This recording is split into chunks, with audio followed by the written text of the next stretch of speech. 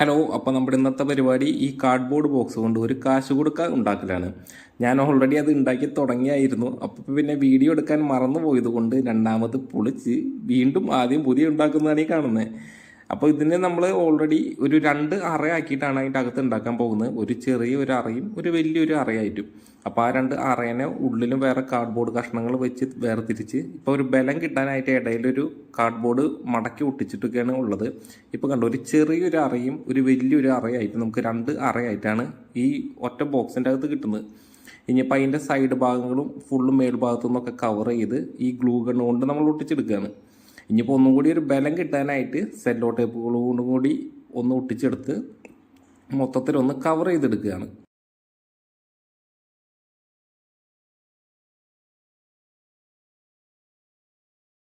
ഇതിപ്പോൾ 2 അറയിലേക്കുള്ള സെപ്പറേറ്റ് ഹോളുകൾ നമ്മൾ ക്രിയേറ്റ് ചെയ്തിട്ടുണ്ട്. ഒന്ന് ചെറിയ അറയിലേക്കുള്ള ഹോളും ഒന്ന് വലുതിലേക്കുള്ള ഹോളും.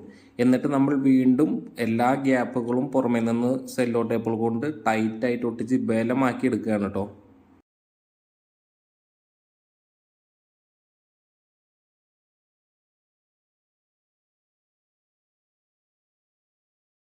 ഇനി ഇത് നമ്മൾ മീഷോയിൽ നിന്ന് വാങ്ങിയ ഒരു വുഡിൻ്റെ കളർ വരുന്ന ഒരു ഷീറ്റാണ്. അതിൻ്റെ ഒരു സൈഡിൽ ഓൾറെഡി അതിനൊരു സ്റ്റിക്കി ടൈപ്പ് പശ ഉണ്ടായിരിക്കും.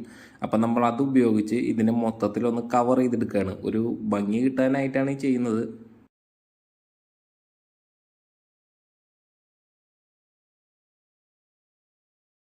അപ്പം നമ്മൾ ഏറെക്കുറെ അതിനെ മൊത്തത്തിലൊന്ന് കവർ ചെയ്ത് എടുത്തിട്ടുണ്ട്. തരക്കേടില്ല കേട്ടോ, അത്യാവശ്യം കുഴപ്പമില്ല കാണാൻ.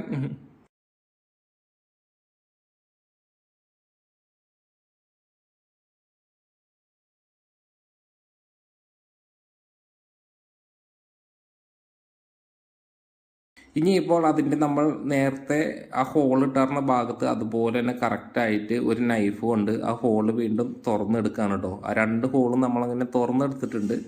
ഇനിയിപ്പോൾ അടുത്ത പരിപാടി എന്താണെന്ന് വെച്ചിട്ടുണ്ടെങ്കിൽ ഒരു കാർഡ്ബോർഡ് കഷ്ണം, അതായത് ഒരു പേപ്പർ കഷ്ണം പോലെ ഒരു കാർഡ്ബോർഡ് കഷ്ണവും മറ്റും എടുത്ത് അതിനെ മൊത്തം കള്ളികൾ തിരിച്ച് ഇതിലെത്ര രൂപ നമ്മൾ സേവ് ചെയ്യുന്നു എന്നുള്ളതിൻ്റെ ഒരു കണക്കാക്കി എടുക്കുകയാണ്. ഇപ്പോൾ ഞാൻ തൽക്കാലം ഒരു 20,000 രൂപ സേവിങ്സ് ചെയ്യാമെന്നുള്ള രീതിയിലാണ് എഴുതി ഉണ്ടാക്കിയിരിക്കുന്നത്.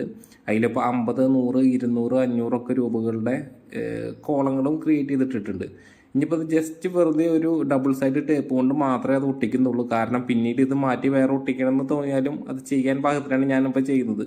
ഇനിയിപ്പോൾ 20,000 തികയാനുള്ള പൈസ ഇല്ലാന്നുണ്ടെങ്കിൽ ഞാൻ 10,000-ൻ്റെ വേറൊരു ഷീറ്റ് ഉണ്ടാക്കാനും പ്ലാൻ ചെയ്യുന്നു. അതുകൊണ്ട് അങ്ങനെ ചെയ്ത് വെച്ചിരിക്കുന്നു. ഇനിയിപ്പോൾ നമ്മൾ ഇതെങ്ങനെയാണ് ഇതിൻ്റെ കാര്യം എന്ന് വെച്ചിട്ടുണ്ടെങ്കിൽ ഒരു 20,000 രൂപ മൊത്തം വരാൻ പാകത്തിനാണ് ഇത് ഞാൻ ക്രിയേറ്റ് ചെയ്തിരിക്കണേ. ഇപ്പോൾ 50 രൂപയുടെ ഒരു നോട്ട് ഞാൻ എപ്പോഴും ഇങ്ങനെ എൻ്റെ ഒരു കയ്യിൽ വരികയാണെങ്കിൽ ഇപ്പോൾ ഇട്ടുമെന്ന് വയ്ക്കാം. അപ്പോൾ 50 ഇട്ട് കഴിഞ്ഞാൽ അപ്പോൾ ഇതിൽ ഈ കോളത്തിൽ നിന്ന് ഒരു 50 നമ്മൾ വെട്ടിക്കളയും. കണ്ടോ, ഇനിയിപ്പോൾ ഇതുപോലെ ഒരു 100 ഇടണമെന്നുണ്ടെങ്കിൽ എപ്പോഴെങ്കിലും ഒരു 100 രൂപ ഇടുമ്പോൾ നമ്മൾ ആ 100 രൂപ വെട്ടിക്കളയും. ഇതിപ്പോൾ 500-ൻ്റെ ഒരു നോട്ടാണ് ഇടുന്നത്.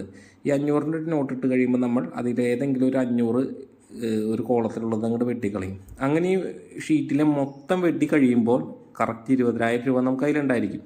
ഇത് പിന്നെ ചില്ലറ ഇടാനായിട്ടാണ് നമ്മളതിൽ ചെറിയ ഹോൾ ഉപയോഗിക്കുന്നത്. ഇതിന് കണക്കൊന്നുമില്ല.